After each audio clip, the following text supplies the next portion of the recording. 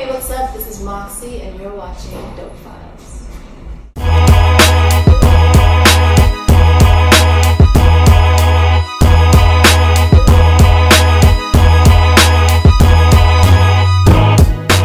DopeFiles. DopeFiles. DopeFiles. DopeFiles.com.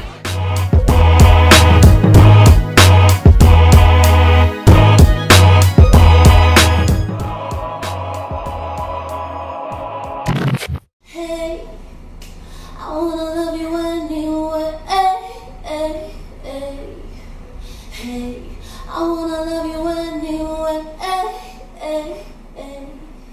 Hey, I wanna love you anyway. Hey, we're gonna love you anyway in DopeFiles. Hi.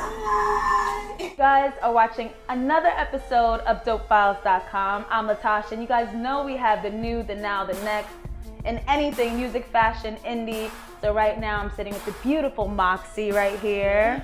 And I just want you guys to know this is completely unplanned, that we're matching exactly down to the lips. Okay? Seriously, It happened. I don't know how, but you got great minds think alike. What could you say? What could you say?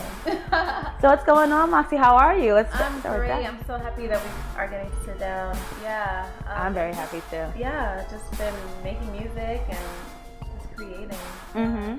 So I was listening to your music, of course, and I saw that you described it as jungle pop, because I was like, it feels like tropical, like Caribbean, but it still has like an electric dance feeling to it. So jungle pop was like the perfect title that you could name your sound. Totally. I mean, I'm Haitian, first generation American, Mm-hmm. and I always wanted to keep that kind of raw, rhythmic, percussive element in my music. So that's kind of where it came from. And like 100 years ago, I wrote a song called Jungle Love, and I always like, when I hear drums, I'm just like, take me home. Right. So it just felt right. So tell me how you even got into music. I understand that you kind of had like a little rough patch well, not little, but you had a rough patch in your childhood and, raised on MTV. So how did you find yourself in music while trying to deal with like the struggles of your childhood? I think a lot of first generation Americans can relate to, having a life at home that's not mainstream. You don't identify with the kids at school 100%, and I had moved to Haiti, or I was sent to Haiti. I was like 6. And that was hard, for a child, because my mom had me very young, and to kind of get herself together, and there was like a drug addict in our family, and it was just a lot, just a lot. So she sent us to Haiti for like a few years, and I lived there. And when I came back, I had gone to like 2 elementary schools, 2 junior high schools, 3 high schools, and it was just a lot of being the new girl all the time and feeling very much like an outsider. And I just wrote. I think it's one of those things where you attract something that you're supposed to do. Mm-hmm. 'Cause I think at first I felt like, I feel like I'm supposed to be following a certain path, but I didn't know what that was. And I would just start meeting music people, like on the street, through friends. I'd always written, even if I was working with other people or not, I needed to write. So I was always kind of ready to do something. And writing was the first thing that I kind of started with. Did music ever like come to clash with like your Haitian background, or like growing up in Haiti and then trying to get into like the pop world? Did that ever kind of come to a head? It wasn't so much about being Haitian, it was about being Black. Mm-hmm. People flat out told me, you can't write like the way you write because you have to make R&B music. Like Black people don't write pop songs, basically.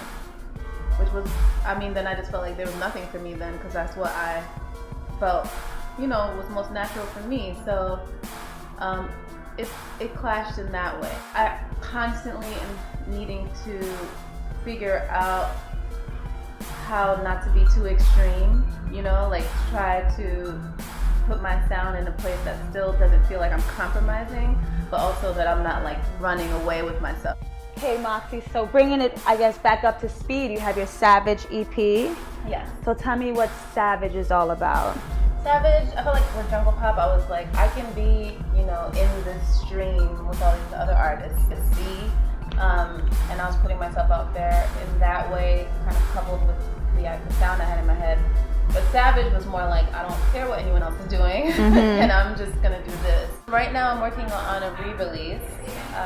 It's called Uncaged, and this time I'm leading with visuals. I'm really planning everything out. Like I wrote the treatment, and I'm, getting in contact with different people to collaborate with me.